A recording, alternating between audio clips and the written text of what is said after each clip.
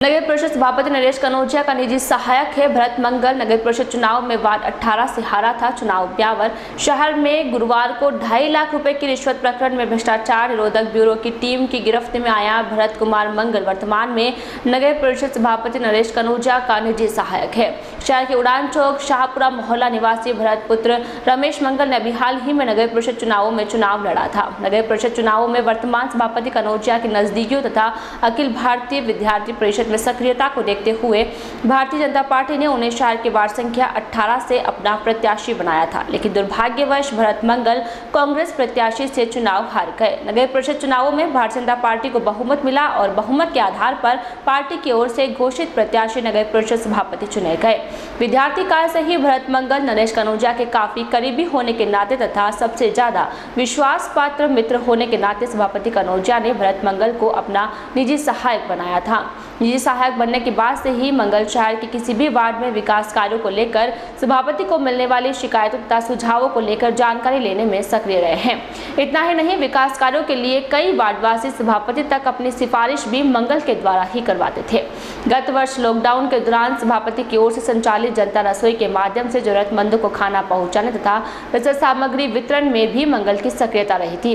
हालांकि गुरुवार को रिश्वत प्रकरण में किसी के भी बयान में नगर परिषद सभापति कनौजिया की लिप्तता साबित नहीं हुई है। उधर परिवादी की ओर से दिए गए बयानों में भी सभापति द्वारा रिश्वत मांगने की बात सामने नहीं आई है, मगर यहाँ यह उल्लेख करना जरूरी है कि आखिर शहर में यह सब हो किसकी शह पर है।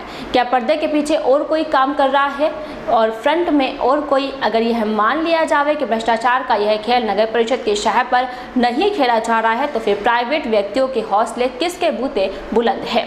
यहाँ एक बात यह भी दिगर है कि चुने हुए जनप्रतिनिधि का काम अपने वार्डवासियों के लिए मूलभूत सुविधाएं उपलब्ध करवाना तथा उनकी समस्याओं का समाधान करवाना है।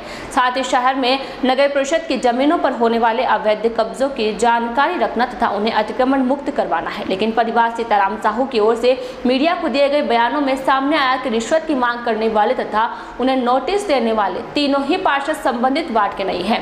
परिवादी स्वयं शहर के आवाम से अपील की है कि अब समय आ गया है कि इस प्रकार की हरकतों का सामना करे और रिश्वतखोर जनप्रतिनिधियों को बेनकाब करे।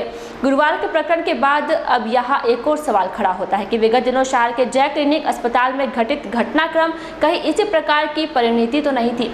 क्या यहाँ पर भी दबाव की राजनीति खेली जा रही थी? खैर, कुछ भी हुआ हो, लेकिन शहर में गुरुवार को रिश्वत प्रकरण में जिस प्रकार चुने हुए 3 जनप्रतिनिधियों के नाम सामने आए हैं, उसे तो लगता है कि चुनाव लड़ना, जीतना और अपना दबदबा बनाते हुए शहर में भ्रष्टाचार के खेल को अंजाम तक पहुंचाना ही है।